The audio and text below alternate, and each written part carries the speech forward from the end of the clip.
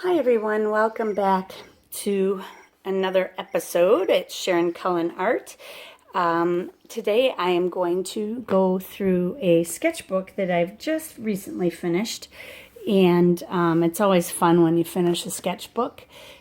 So many of you have asked to see my sketches. Many of them are posted on Instagram already, but if you're not an Instagram person, then stay tuned and you can see my sketches here. There are a few things though that I wanted to tell you about sketchbooks first. I know many of you struggle with using a sketchbook or breaking in those first pages. For me, I can't wait, and when I get close to the end of a book, I want to pull out a new book. I put stickers on them, and I usually put something on that first page, which is not watercolor paper, but is just the protective page over the first page of watercolor paper. And I'll put a quote or some silly thing in there. And this is a quote that I really like. Failure is learning and different is beautiful. It's actually a couple quotes, and I just put them together and make it my own. And that's the big thing with a watercolor sketchbook or a regular sketchbook, any kind of sketchbook, is that failure is learning. You can put all your failures into a sketchbook, and you have a diary of the mistakes you've made, the progresses you've made, and things you've learned along the way. They're a great thing to use for experimentation. You don't have to be so concerned with painting that perfect painting, because chances are you're not going to make a perfect painting in a sketchbook. And what's perfect anyway? Even in my regular paintings, they're not perfect. But it allows us experimentation. We're more likely to experiment in a sketchbook rather than on an expensive block of Arches watercolor paper, something like that. It allows us again to take notes on what we're sketching. So you can do something called color notes in your watercolor sketches, where you've shown the colors you've used along one side of the paper, and you can also show the mixes of those colors in order to make your entire painting, so that down the road, if there is a certain color that you really enjoyed in that painting, you may think the painting is crap, literally, but you might like a color that you came up with, and you think, gosh, what color was that? And it was a mix or something. Put it down as a color note along the side. That's what a color note is. And that'll help you when you want to make that beautiful painting. Maybe later you remember that scene and you think, wow, between your color notes in your sketchbook and your photograph, you can make that beautiful painting to hang on your wall, or to give as a gift, or to sell, or whatever you plan to do with it. Some people also have asked me, should you use both sides of the paper? For me, I tend to use both sides of the paper because I'm using nice heavy watercolor paper. But if you're using something that's thin, that won't tolerate, or that has bleed through, then obviously you're not going to be able to do that. Also, some people ask me about fixative. I'm not a believer in using fixative. I don't think you need to with watercolor paper, or with watercolor anyway. That's not necessary with watercolor pencil, watercolor paper, or whatever. If there's something you're trying to protect, you're better off putting a page of glycine between, which is almost like a wax paper, only without the wax. It's called glycine paper. And I use it with pastel paintings that I've done in order to keep the pastels from rubbing on each other. I don't use fixative on my pastels either. Fixative is supposed to be meant not for keeping something from smudging, although it is used in graphite for that reason, and it will work in graphite a little more easily. But in something like pastel, it doesn't work at all, because it's too thick and it's heavy on the tooth of the paper, and it'll just lift right off. If you put fixative down and then took your thumb to smudge it, you're going to smudge your painting. So why put fixative down? It changes the color of your pigments, and pigments with high binder tend to darken. If you have white pigment on your paper, it will disappear. So there are a lot of reasons for not using fixative. And I can get into that in another video, but I just wanted to say, if there's something that you do want to protect with watercolor, you're much better off using something called Dorland's Wax Medium, and I do have a video on it. It's in my product review playlist, I believe, and you can see how that works. You can actually rub it. It's like a wax that you rub right over your watercolor, and it will not smudge, regardless of the type of watercolor you're using. It won't smudge. If it's a watercolor that sits on top of a paper, I can't guarantee anything, but you know, regular watercolors, no. So let's get down to my sketchbook. In this sketchbook, I have sketches that might be pretty. I have some that look like horrible disasters. But again, that's what it's all about. Normally, I wouldn't share this with somebody, but since I do have a YouTube channel, I am willing to share it with you. And in the front of this book, I just wrote landscapes, urban sketches, still lifes, and not so good stuff. And I always put the dates that my sketchbook is from. I didn't have the date of my first sketch. I believe it was from November. It could have been from October, but I believe it was November 2016 through June 2017. And the reason for such a large span of dates is that I've been working out of a lot of different books at one time, and that's because I collaborate with Pentalic. And I've done the reviews for Denick as well. So it means that I'm working out of a lot of different books at the same time, which is fine. I try to date all of them now. So, okay, here's my first one. This was a painting I did a video on, just a fall landscape from a photo. And boy, and I look at how far I've come on my trees from last year to now. My trees are much different, and my watercolor is very heavy here. Too heavy. I can feel it on top of the paper. Here's a couple. Oh, this one was from a Paint My Photo, and I did a video on that as well. There's some things that I would do differently on this, and I may repaint this and make it a painting to hang on my wall. I really liked how my shadowing came out on my tree here, but I did not like the grass. I messed up on the grass. There should have been more light areas on the grass and versus dark. But this was a disaster I started with, and within 2 minutes, quickly, I was just slopping paint down. I quickly stopped. But my plan is to fix it. I'm going to fix that one day. And none of these were dated. I could go back and look at my video on this to see what the date was. And that would tell me when my book was started pretty much. Then I was getting into some winter sketches because winter was coming. This was around Thanksgiving, I believe. And I was just fooling around here with my, and I need to write it on here, with my St. Petersburg White Nights paints. And I need to write that on there so that I know. I like to know which paints I was using. And this I did a video on. This was also from a photo that I saw. And the pears, that was fun. I did those while I was up north at my cottage. The other nice thing is that when you're doing these, it brings back memories. Rather than snapping a photo of something or just looking at a photograph, you hang on to the memories much more when you're concentrating on something that you're working on. This was a fail also, but I'd love to try it again. I think that was also a Paint My Photo. And then this was a video that I did online. And I like how my tree turned out. That's something that I was happy with. This bird on the left here, this bird was a huge fail. A lot of you said you really liked it, but the body kept growing. I realized I had my tail too short, so I had to lengthen it. And when I lengthened that, it changed the entire shape of the bird and made the bird huge with a very small head in proportion to the body. That is not correct. But I learned from it. You know, I gotta make sure my sketch is the way I want it before I start adding paint because it was too late to fix.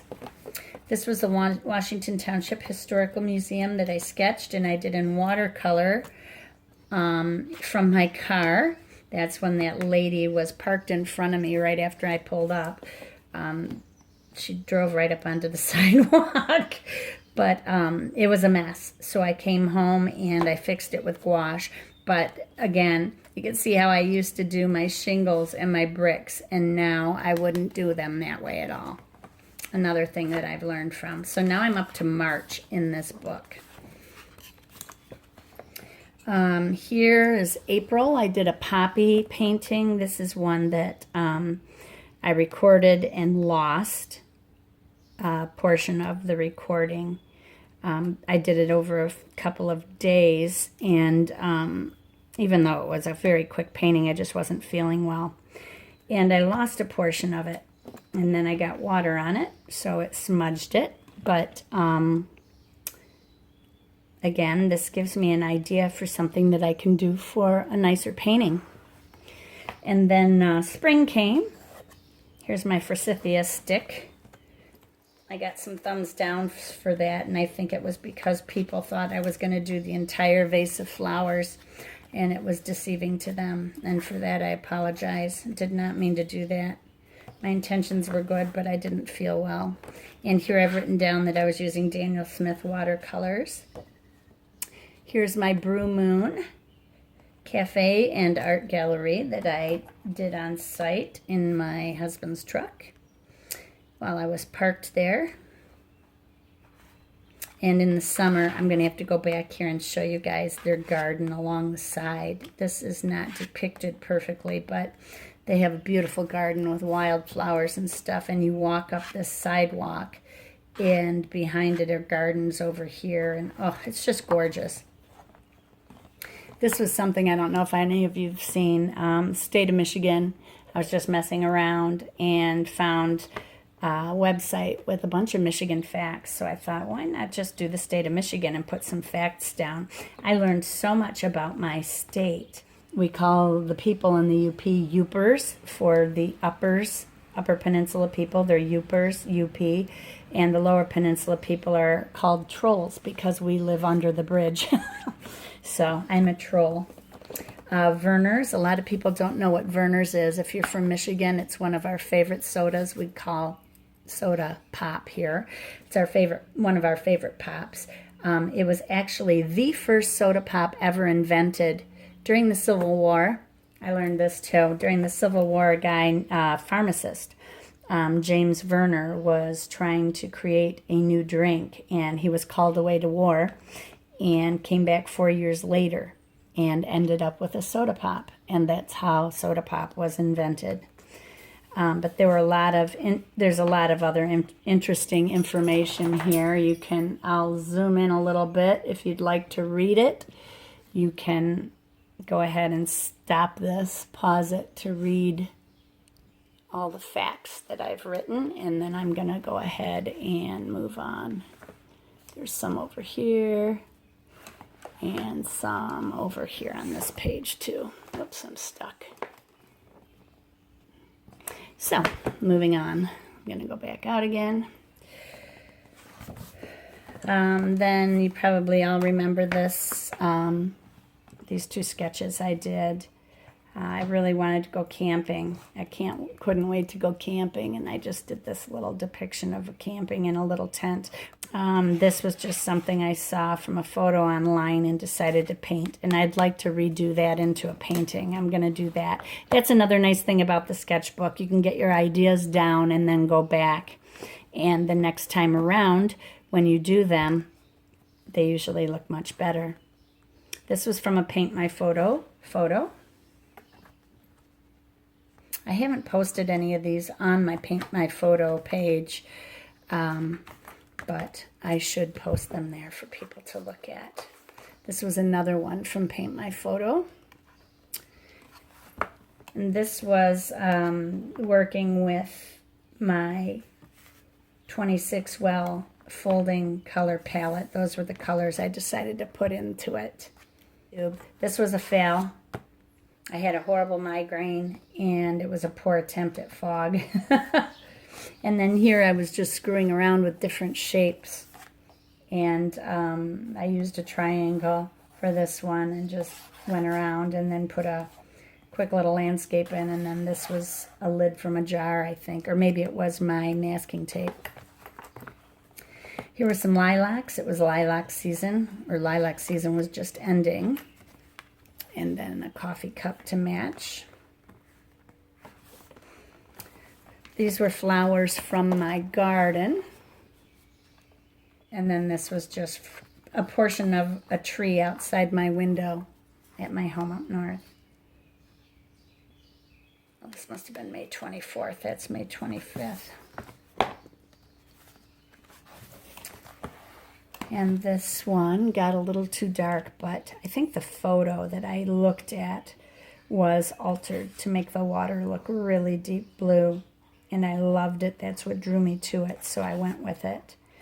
This got overdone here. I'd like to redo this one and make it a nice painting, and I might try that again. This was just a quick sketch of my living room up north.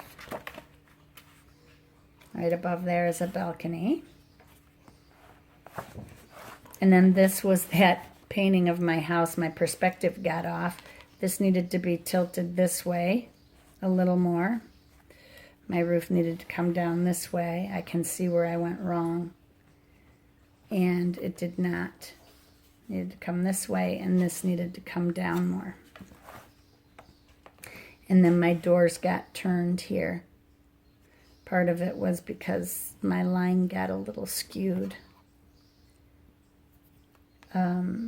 Going up a hill through that, and then this should have been straight across, but it makes it look like the line is bending inward rather than outward. So there were some issues there, and I've got to look at that again and see how I can change it. But it's a good way to learn perspective. This was the market up north. I still want to get back in here and put some more people in. Probably have to be their backs because I've got blue running through here, and if I try to put skin tones on, it's going to make it look funny. And then, of course, my lighthouse, and I showed you this the other day, the difference between a painting and a sketch. Putting a sketch down on paper and practicing it first can really teach you a lot about what you do and don't want to do with a painting if you're to do it. And then to do the sketch or the painting here, can see my fence came out much better when you look top to bottom. The perspective is much better here than it was here. I decided to get rid of that awful little thing. My trees, of course, were much more realistic here than here. This was off center here, and I made sure that when I traced the lower half of the house, I then moved my paper and traced this in the center rather than off to the side. And I changed the windows slightly. Oh, my dog wants me to play. But anyway, I learned a lot from that.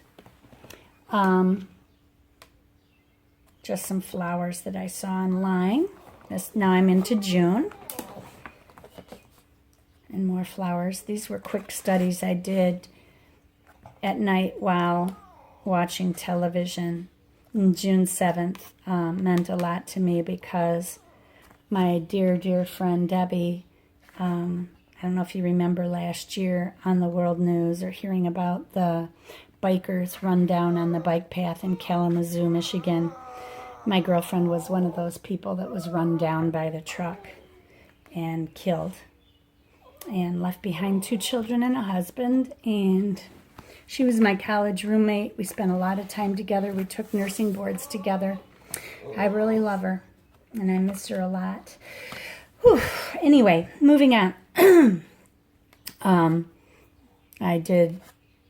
I saw a tree online that I thought was so pretty, and I just did that in my book. I think this was actually a watercolor painting. and I thought it was so pretty, and I wanted to remember how this person had put their blooms in without using any masking. At least I'm assuming they didn't use any masking, and so that's, I put it in there so that I'd remember when I want to do trees like that in the springtime. Then a few more flowers. These were just quickie sketches that I did. You know, each one only took me a few minutes.